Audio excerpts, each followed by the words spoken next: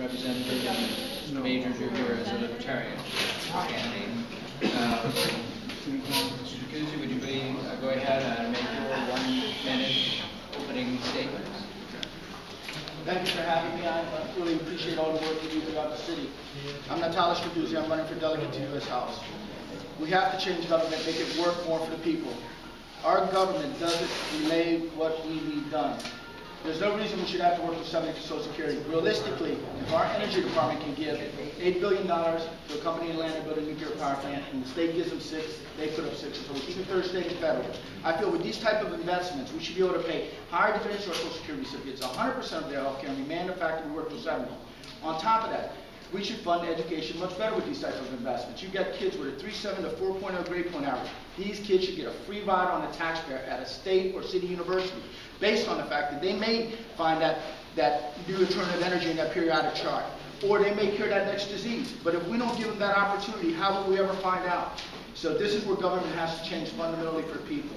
And I want to make it profitable and change a lot of different things. I hope we can get into that further on in the forum. Thank you. Mr. Majors.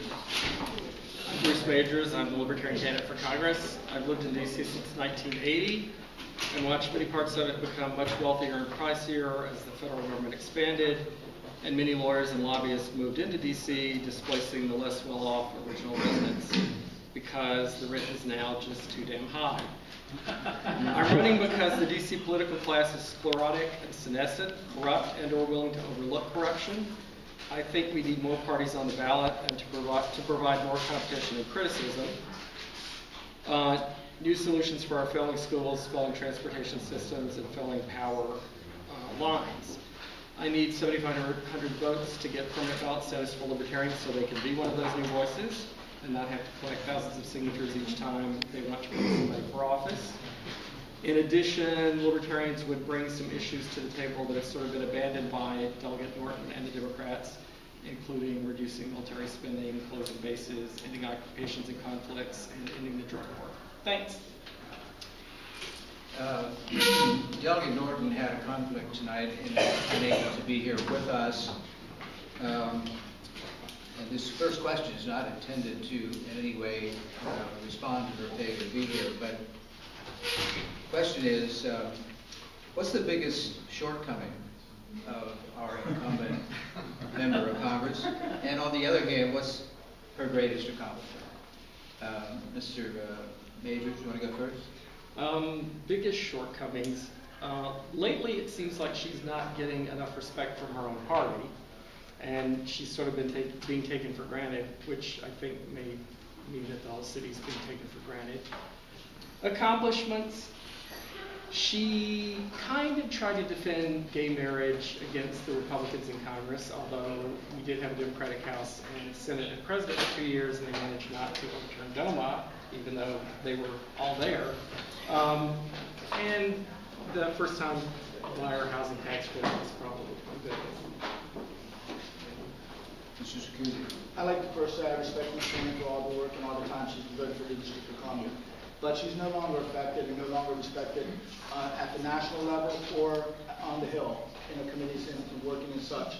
I feel that she's had 2 bills filled that were drastic for the district, which could have been a great accomplishment for her. One was the one for the Ward 5 special election. It would save us $350,000. It passes the House, which is Republican, fails the Senate, which is Democratic. She no longer has her respect. Then we have the bill that went through the Utah bill for the vote. Passes the House, same scenario, fails in the Senate. Again, she doesn't have the respect and have the power she has anymore. It's time for her to move on, let somebody new come in with fresh new ideas to run it and change it. I think the bill that she submitted that we can go in-state school tuition, the same prices, even though the states have changed that up on us now, so we don't really qualify for that as cheap as we did. But I think that was a great accomplishment. I think the statue being moved in to what they call the capital of Douglas was a great thing too. So. Okay, this next question is, what do you call it when you have an easy question to answer? We have no Democratic candidate present, so it should be relatively straightforward in your answers. What is the biggest shortcoming of DC Democrats in representing DC Democrats? Mr. Stracuzzi? Well, I actually put out an email about this because DC is a very democratic city, and after the primaries, there's no really forums that happen, maybe one or two if possible. And I sent out an email to like 30 different organizations stating that fact that, in other states, everybody's getting to know their candidates, but in the district, we don't have those same type of scenarios because it's so overwhelming. So based on that fact, I think that, that it's time that people start to look at other parties. And look, the State of the Green Party has history in D.C. Hilda Mason, the longest elected official in the D.C. City Council. So we can make history again, because if I win this election, it's going to be the first time a third party wins a congressional seat in the history of the United States. And there is no bigger history we can make. And D.C. always makes history in elections. And I feel that we can make history again, because D.C. is the type of city, either they like you or they hate you. If they hate you, they're going to shun you. We don't have too many two-faced people in the city. And that's what makes D.C. special and makes it what it is, because it is our nation's capital. And it will become our 51st state if I get elected. Thank you. Local DC Democrats, the elected political class, I think their main problem is just that some of them are corrupt and some of them either didn't notice or were overlooking that problem. And I think there's a lot of selling of political favors and regulatory access for all kinds of things to developers and other people. And I think they've been involved in it. Okay, next question. Describe your party's approach to winning DC residents their rights as citizens. Is your party united on this approach? Mr. Baker. I don't think that the Libertarian Party actually has given it a lot of thought, and although I'm in favor of statehood, I think that we've seen in the past that the kind of ruling political class of DC is completely willing to overturn things that voters actually want and even vote on, in particular in the 90s when 66% of the people voted for term limits, and the city council decided, oh, we don't care, we'd like to keep these jobs. Some of them are still there and have been there all this time, so we're going to get rid of that. So I think you should actually put it on the ballot that they should have a choice between the status quo, which I'm sure nobody would want, statehood, or being equal, which we're currently not, to Puerto Rico, and having no federal income tax if we don't have representation. I will, for the moment, leave out the possibly more libertarian possibility that the Puerto Ricans are entertaining on their ballot of declaring independence. Well, the State of the Green Party's main goal is to become the 51st state. And that's what we work on and that's what we strive for. I have an idea which I think will bring us there. I feel that this is the biggest civil rights issue we have these days, us being deprived of that. And I like to get other organizations to join our cause, like the NAACP, the National Urban League, the ACLU, youth groups, Hispanic organizations, DC City Council, and Prince George's City Council, to put together a rally on Emancipation's Day. And let's really talk about democracy the way it should be talked about, based on the fact that our rights are being taken and we're upon and stepped on by Congress every day, left and right. And we have to make a change.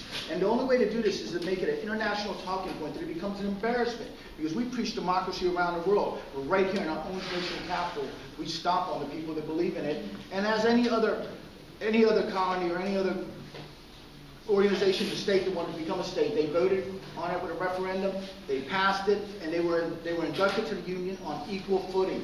And that's what we need to start striving for and pushing for. Okay, final question. I'm sure you won't like the sound of this question, but I'm going to say it anyway. Realistically, your chances of unseating the incumbent are exceedingly small. What do you hope to accomplish with your candidacy, assuming you accept that proposition? Yes, go ahead. Myself, I feel I can win it. If the media would listen and really analyze what I say, it could happen. The people believe in everything I write and everything I want to change. Now, what I intend to do if I get elected, first of all, is hire an economist, a financial analyst, and a constitutional law attorney on staff. By doing so, I'll get assigned to my committees. But when I'm not working on those committees, we're going to be dissecting those bills and exposing which congressmen and which senators give up their votes for earmarks. Because I'm sorry, lobbyists are here to stay, but we can get rid of politicians that don't do the people's work. And this is a unique way because they don't need us. They don't need us on Capitol Hill. So this is a way of exposing who they are and what they are and making real change, because we can publish this data before the elections in their state and let candidates what's really going on with their elected officials. Because again, they're there to serve us, the people, not corporate America.